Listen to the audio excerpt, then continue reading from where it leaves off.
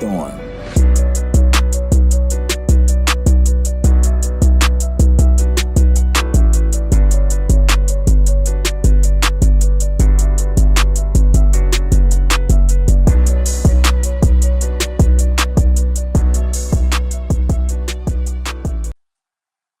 And we are back with another episode of the Unsportsmanlike Podcast. I'm your host, Tamarcus. And Indiana are your national champions. Indiana defeats Miami 27-21 in an absolute thriller. Um, Indiana is one of those teams, man. If you had told me 10 years ago in our year of 2026 that Indiana, the Hoosiers, will be national champions, I would have told you that you were crazy, right? Indiana is the epitome of just a program that you would never expect to be this great. If I'm not mistaken, they have the second most losses of all time as a program. Netty's first game in spring game, there was no one in the crowd.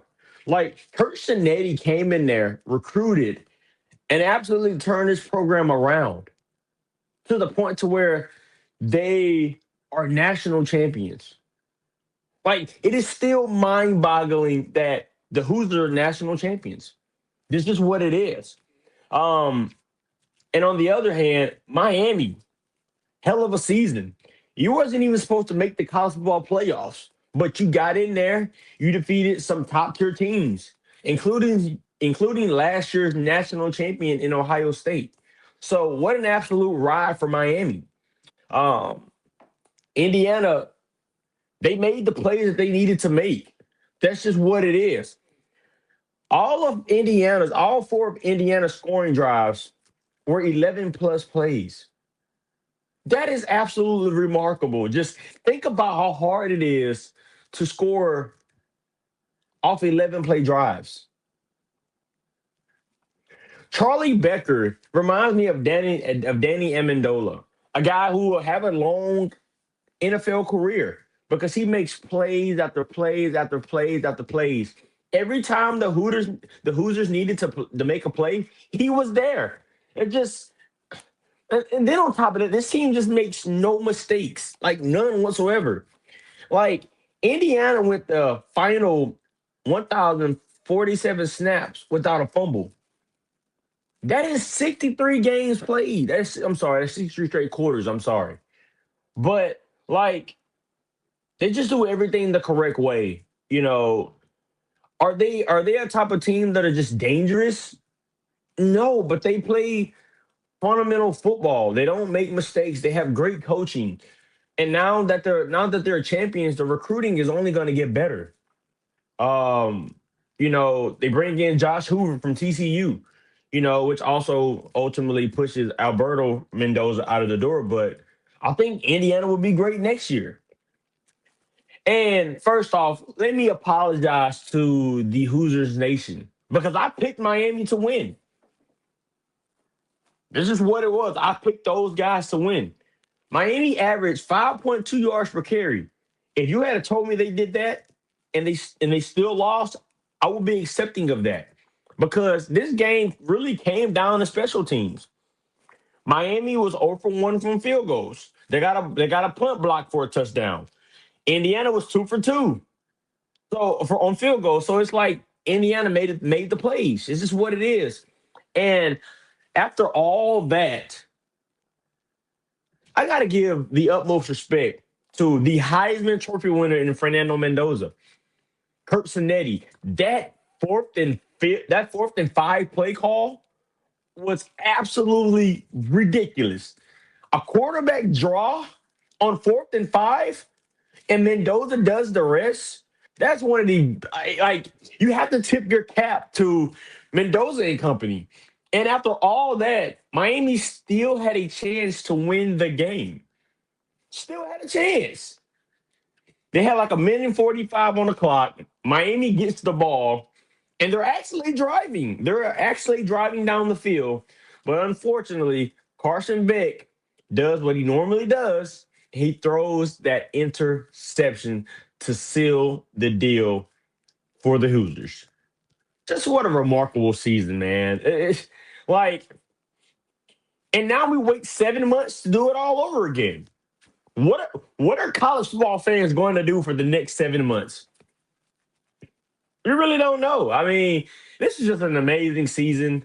Indiana just absolutely smoked everybody in the college football playoffs. Alabama at the Rose Bowl didn't have a chance. Oregon, you started off with a pick six. That was all she wrote. So, and I was one of those guys. I didn't believe in Indiana. I didn't think that they were this good.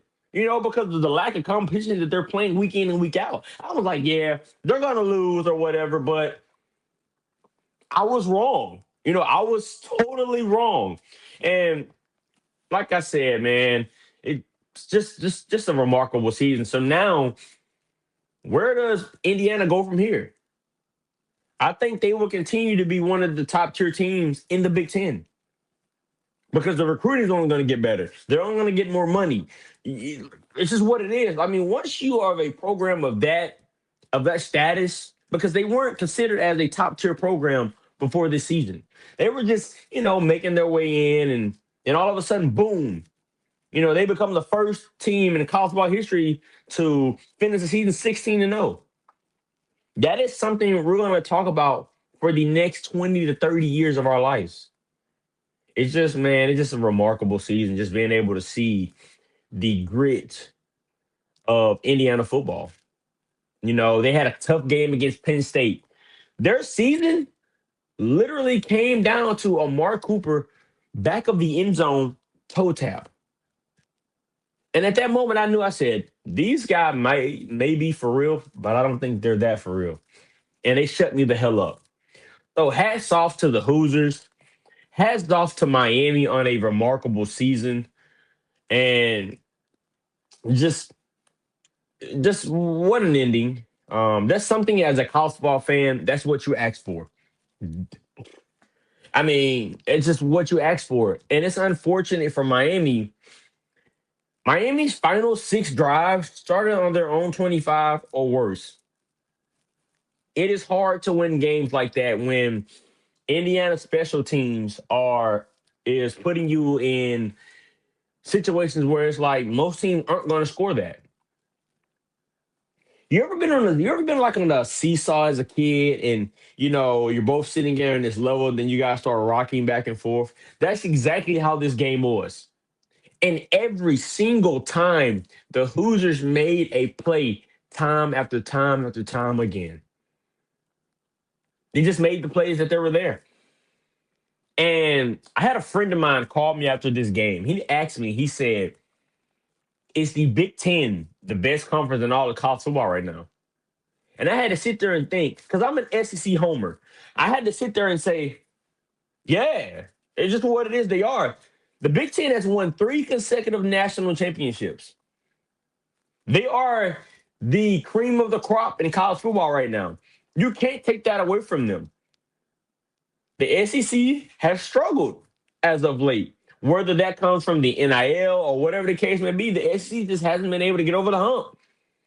But, like I said, man, congrats to the Hoosiers. Congrats to the Hoosier fans. I know there was a party in Bloomington, but for Miami, hell of a season. Regroup, get better next year, and we'll be back. The Hurricanes, I feel like they will still be able to compete with Mario Cristobal and company. In the words of Jada Bakel, I will see y'all next time.